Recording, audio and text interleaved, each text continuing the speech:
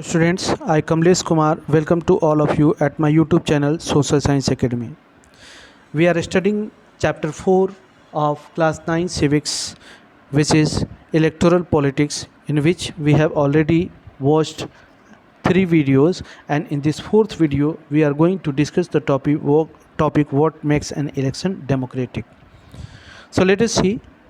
Elections can be held in many ways. All democratic countries hold elections, but most non democratic countries also hold some kind of elections. How do we distinguish democratic elections from any other elections? We have discussed this question briefly in chapter 2, that was, what is democracy, why democracy? We discussed many examples of countries where elections are held but they cannot really be called democratic election. Let us recall what we learnt there and start with a simple list of minimum conditions of a democratic election. So students, we are going to here discuss point by point what are the elements which make an election democratic. First, everyone should be able to choose.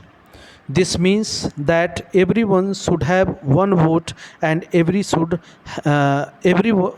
should have equal value. Means it does not matter it is you or me or any other fellow citizen.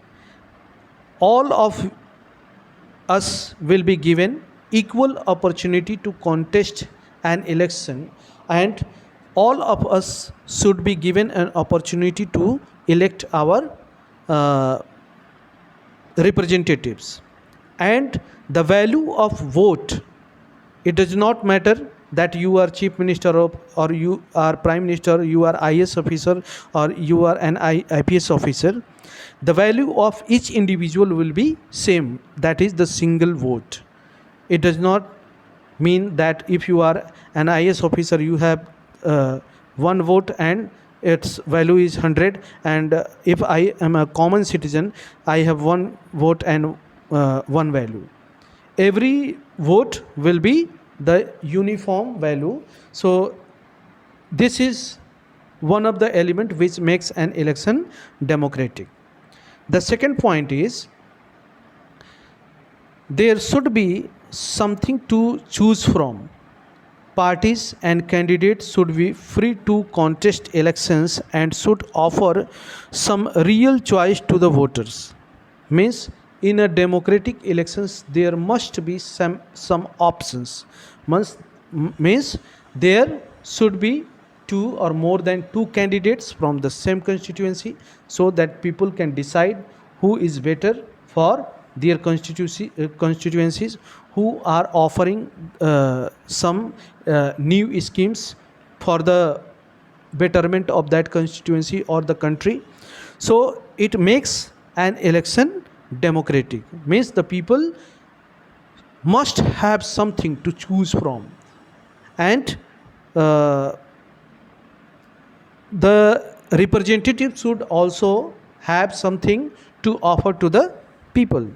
The third point is the choice should be offered at regular intervals. Election must be held regularly after every few years. Means there should be some fixed tenure, and this tenure should not be the longer. It should be shorter tenure. Means 4 years, 5 years, 6 years. It should not be 50 years, 60 years.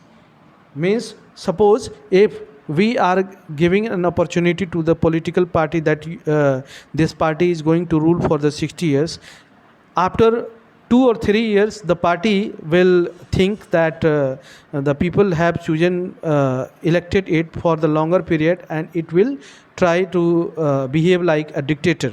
So there should be a regular interval, frequency should be there, and it should be not longer, it should be shorter. The fourth point is the candidates preferred by the people should get elected. The candidate preferred by the people should get elected means the people,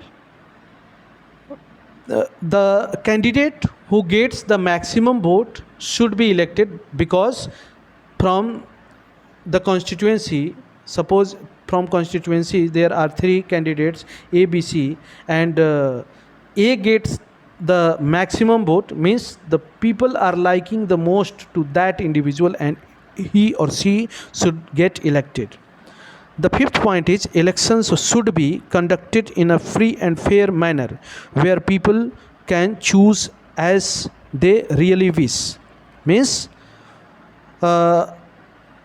this point is elections should be conducted in free and fair manner where people can choose as they really wish. Means there should be no use of muscles and power. It should be free and fair. Means every political party, every candidate, every voter should be given the fair chance to make an options choice.